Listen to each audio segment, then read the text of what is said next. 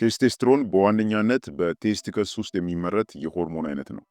ወንድነትንና የወንዶችን ባህሪያት የሚያበረታታ አንድሮጅን ነው። ቴስቴስትሮን ለመራባትና አጥንትን፣ ጡንቻዎችን ጠንካራ ሆነው እንዲቆዩ የማድረግ ወሳኝ ሚና አለው። ይህ ሆርሞን አዳዲስ የደም ሴሎችን እንዲመረት ያደርጋል። እንዲሁም በወንዶችና በሴቶች ላይ የወሲብ ፍላጎትን በመጨመር ለጾታዊ ግንኙነት የበለጠ ንቁ ያደርጋቸዋል።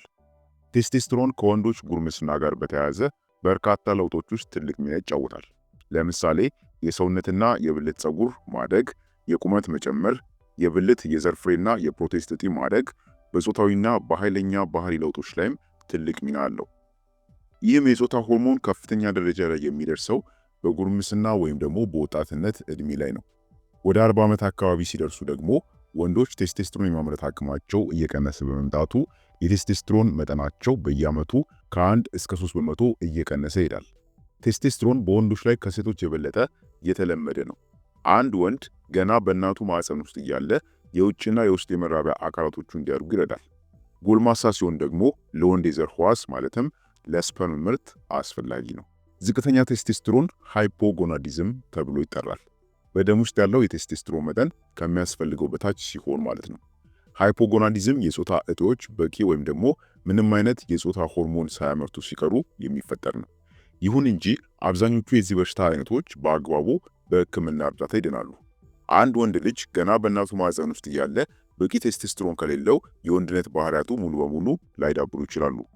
በጉርምስና እድሜውም ደግሞ በቂ ቴስቴስትሮን ከሌለው እድገቱ ሊቀንስና መደበኛ የቁመት መጨመር ላይኖረው ይችላል። ዝቅተኛ ቴስቴስትሮን ካለ የአንድ ወንድ ልጅ የብልት ፀጉር፣ ብልቱና የዘር ፍሬው በበቂ ሁኔታ ላያድጉ ይችላሉ። ድምፁም በደንብ ላይወፍር ወይም ደግሞ ላይጎረንን ይችላል። በቂ ቴስቴስትሮን የሌላቸው ወንዶች ከእድሜ እኩዮቻቸው ያነሰ ጥንካሬና አቅምም ሊኖራቸው ይችላል። እንዲሁም የእጅና የእግር ክፍሎቻቸው ከቀሪ የሰውነት ክፍሎች ጋር ሲነጻጸሩ ተመጣጣኝ ላይሆኑ ይችላሉ። ጎልማሳ ወንዶች ላይ ዝቅተኛ የቴስቴስትሮን መጠን ጡንቻዎቻቸው እንዲቀንሱ፣ የሰውነት ፀጉራቸው እንዲረግፍና ቆዳቸው እንዲሸበሸብ ሊያደርግ ይችላል።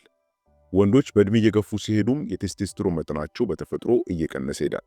ይህም ደግሞ አንዳንድ ጊዜ የወንዶች ማረጥ ወይንም ሜል ሜኖፖዝ ወይም ደግሞ አንድሮፖዝ ተብሎ ይጠራል። ቴስቴስትሮን መጠኑ ከአማካኝ በታች ከሆነ ወንዶች የተለያዩ ምልክቶች ሊያጋጥሟቸው ይችላል። ብዙ ወንዶች የዝቅተኛ ቴስቴስትሮን ምልክቶች ያጋጥሟቸዋል። ነገር ግን እነዚህ ምልክቶች ከሌሎች የጤና ችግሮች ጋር ማምታታት ወይም ደግሞ በተፈጥሮ እርጅና ምክንያት እንደሆነ ተደርጎ መውሰዱ ቀላል ነው። እውነታው ግን የዝቅተኛ ቴስቴስትሮን መጠን ችላ ሊባሉ የማይገቡ ምልክቶችን ሊያስከትል ይችላል።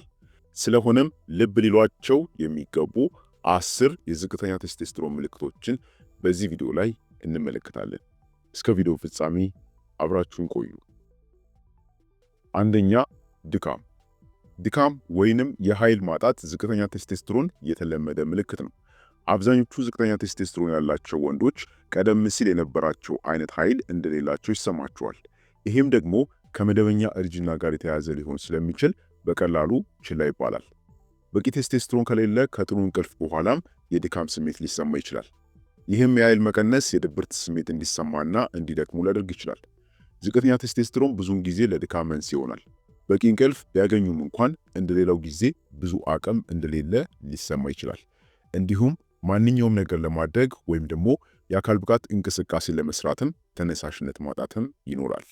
ሁለተኛ፣ የግብረ ስጋ ግንኙነት ፍላጎት መቀነስና የብልት ያለመቆም ችግር። ዝቅተኛ ቴስቴስትሮን ያላቸው ወንዶች ለወሲብ ግንኙነት ያላቸው ፍላጎት ሊቀንስ፣ አልፎ ተርፎም ብልታቸው ለመቆም ወይንም ቆሞ ለመቆየት ሊቸገር ይችላል። ይህም የሚሆነው ቴስቴስትሮን በብልት ውስጥ ያለውን ቲሹ ለብልት መቆም የሚያነቃቃ ስለሆነ ነው። የግብረ ስጋ ግንኙነት ችግር ችላ ሊባል አይገባም። ምክንያቱም እንደ ማጨስ፣ የታይሮይድ ችግሮች፣ የልብ ህመም፣ የደም ግፊት፣ አንዳንድ መድኃኒቶችና የአልኮል መጠጥ የመሳሰሉ በሐኪም መታየት ያለባቸው ሌሎች ሁኔታዎችንም ሊያመለክት ይችላል። ሶስተኛ፣ ጭንቀትና የስሜት መለዋወጥ። ዝቅተኛ ቴስቴስትሮን መጠን ከጭንቀትና የስሜት መለዋወጥ ጋር ያለው ግንኙነት ሙሉ በሙሉ ባይታወቅም ቴስቴስትሮን ወንዶች ጥሩ ስሜት እንዲሰማቸው ወሳኝ ሚና ያለው ሆርሞን ነው። ስለዚህ የቴስቴስትሮን መጠን ሲቀንስ ብዙ ወንዶች በአጠቃላይ መጥፎ ስሜት ይሰማቸዋል። ይህም ወደ ስሜት መለዋወጥና ጭንቀት ሊያመራ ይችላል። አራተኛ፣ የእንቅልፍ ችግሮች። ከመደበኛ በታች የሆነ የቴስቴስትሮን መጠን ያላቸው ወንዶች ለመተኛት ወይንም በቂ እንቅልፍ ለማግኘት ሊቸገሩ ይችላሉ።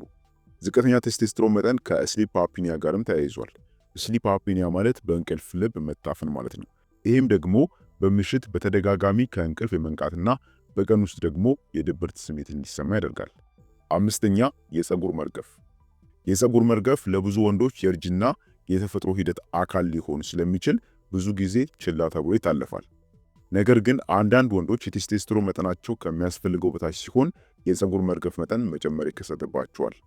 ዝቅተኛ ቴስቴስትሮን ያለባቸው ሰዎች ከራስ ፀጉራቸው በተጨማሪ በሁሉም የሰውነት ክፍላቸው ላይ ፀጉራቸው ሊረግፍ ይችላል። ይህም ደግሞ የቴስቴስትሮን መጠናቸው በጣም ዝቅተኛ መሆኑን የሚያሳይ ምልክት ነው። ስድስተኛ የጡንቻ መዳከም። ቴስቴስትሮን በወንዶች ሰውነት ውስጥ ጠንካራ ጡንቻዎች ለመገንባትና ለማቆየት ይረዳል።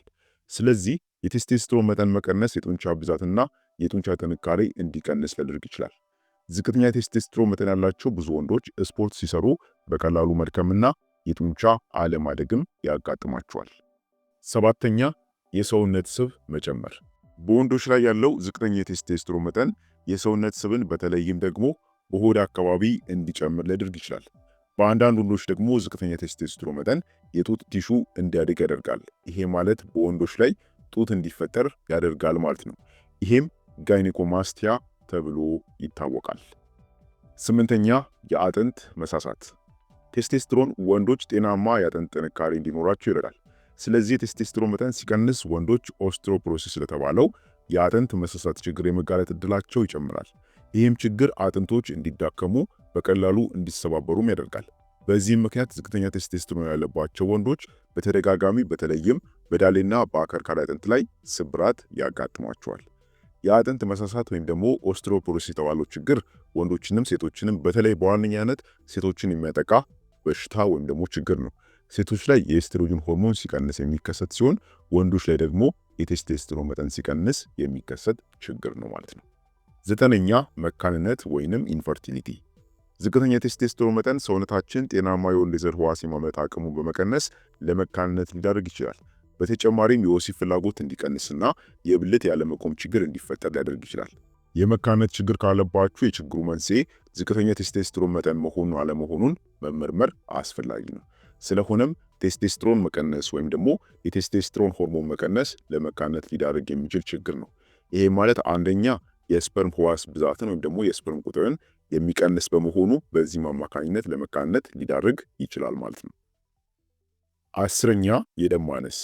ምንም እንኳን የደም ማነስ ከሌሎች በርካታ የጤና ችግሮች ጋር ሊዛመድ ቢችልም ዝቅተኛ ቴስቴስትሮን መጠን ያላቸው ወንዶች ከመደበኛ የቴስቴስትሮን መጠን ካላቸው ሰዎች ይልቅ ለደም ማነስ የመጋለጥ እድላቸው በጣም ከፍተኛ ነው። ይህም የሚሆነው ቴስቴስትሮን ሰውነታችን ጤናማ ቀይ የደም ሴሎችን እንዲያመርት ስለሚረዳ ነው። ስለሆነም ሰውነታችሁ በቂ ቴስቴስትሮን የማያመርት ከሆነ ወንዶች በደም ማነስ ይጠቃሉ ማለት ነው። ስለሆነም ታዲያ እነዚህ 10 ምልክቶች በወንዶች ላይ የቴስቴስትሮን ሆርሞን መቀነስን የሚያሳዩ ምልክቶች ናቸው ማለት ነው። ታዲያም የዝቅተኛ ቴስቴስትሮን ምልክቶች ከታዩ መጀመሪያ ከሐኪም ጋር መነጋገር ይኖርባቸዋል። ከነዚህ ምልክቶች መካከል ብዙዎቹ የተለመዱ ሲሆኑ የሌሎች የጤና ችግሮችም ምልክት ሊሆኑ ይችላሉ። ትክክለኛውን ሕክምና ለማግኘትም ምርመራ ማድረግ ያስፈልጋቸዋል ማለት ነው። ሐኪሙ የቴስቴስትሮን አለመመጣጠንን ለመመርመርና እነዚህ ምልክቶች እንዲጠፉ ለማድረግ ሕክምናዎችን ያደርግላቸዋል ማለት ነው። የቴስቴስትሮን እጥረት የተለየ ምክንያት ሲገኝ ሕክምናው በዚያ ምክንያት ላይ ያተኮረ ይሆናል። ለምሳሌ የፒቱተሪ እጢ ብዙ ሆርሞኖችን ሲያመርት ችግሩን ለማስተካከል መድኃኒት ወይም ደግሞ የቀዶ ጥገና ሕክምናዎች ሊወሰዱ ይችላሉ። ግልጽ የሆነ መንስኤ በማይኖርበት ጊዜ ደግሞ ቴስቴስትሮን ምትክ ሕክምና ወይም ደግሞ ቴስቴስትሮን ሪፕሌስመንት ቴራፒ ችግሩን ለማከም በጣም የተለመደ ሕክምና ነው። በየጊዜው በሚሰጥ የቴስቴስትሮን መርፌ አማካኝነት ቴስቴስትሮን ሪፕሌስመንት ቴራፒ በሰውነት ውስጥ ያለውን የቴስቴስትሮን መጠን ከፍ ያደርጋል። በመሆኑም ህክምናዎቹ እነዚህን ይመስላሉ ማለት ነው። በዋነኛነት ግን ማስተዋል ያለባችሁ ምልክቶቹ የሚታዩ ከሆነ እነዚህ ምልክቶች በተደጋጋሚ የሚከሰትባችሁ ከሆነ ችላ ሳትሉ ሐኪምን ማማከር ይጠበቅባችኋል።